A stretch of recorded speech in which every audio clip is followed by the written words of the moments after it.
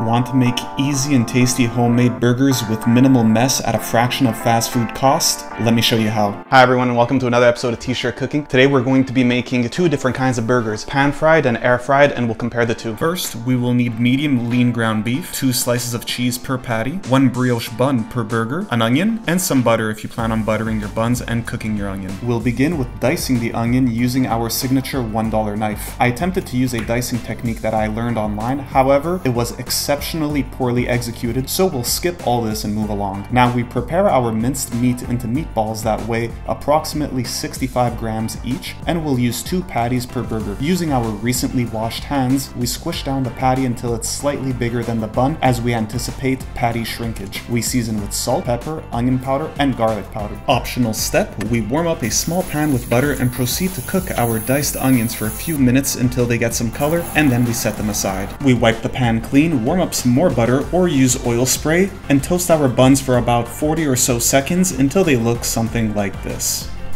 We preheat the air fryer to 400 degrees, place the patties inside, and cook them for 4 minutes on one side before rotating them and cooking for another 2 minutes. Afterwards, we apply the cheese and unplug the air fryer and let the patties and cheese sit in there for a minute or so. To prepare for assembly, we begin with some sauce at the bottom, then both patties. We top it off with some onions, a touch of sauce on the top bun, and we apply the top bun, and it should look something like this. For the pan-fried patties, we warm up a separate pan on high heat and apply the patties directly to the base. Make sure to keep them pressed so they don't rise, and we flip them after only 2 minutes. I also used this apparatus to prevent oil from dirtying my entire kitchen, alongside plastic wrap a bit everywhere. I turn off the heat and apply the cheese and wait 30 or so seconds and stack the patties one on top of the other. We lost assembly footage, but it looks something like this. Alright guys, thank you all for still being here. We finally come to the time of tasting. This has been an incredible amount of work to film, despite how simple this recipe is. Really, we just made homemade burgers, except that I want to do a comparison between air fried patties and between pan fried patties. Aesthetically, they both do look almost identical. I would just say that in the air fryer, the patties stayed flatter, while pan fried, they ended up raising a bit, so I had to constantly squish them down. For the sauce, I made that first and I left it in the fridge the entire time, just so it cools off. Now, for the purpose of filming this video, what made it incredibly difficult too was I wasn't able to make everything chronologically, so I had to make the patties first, then the buns, and then the onions, and so on and so forth. So not everything here right now may look in its best condition. However, I wanted to absolutely use the actual burgers that I made on video so we get a proper taste testing. So we'll begin by taking a bite out of the burger with the air fried patties.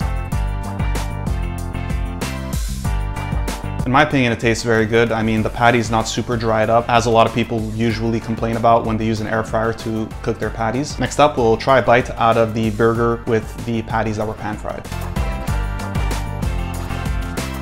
So in terms of taste, it's nearly identical. There's maybe a little bit more of a burnt crisp taste from the ones in the pan. I don't know if that's maybe just because I cooked it longer or because that's just how it is when you cook in a pan. And now that I took a bite, I do in fact see that the patty is a little bit thicker in the pan fried burger. So perhaps maybe while cooking it, I should have just squished it down a little bit more. Now I have the sauce over here. However, we're not gonna make one of those videos where people take the entire burger and dip it in the sauce, or sometimes people even do that with cheese sauce. If you have to put that much sauce on your burger, chances are the burger is really gross, disgusting, and the meat is dry and hard. Maybe some of you like dry and hard meat. I personally don't really have a taste for that.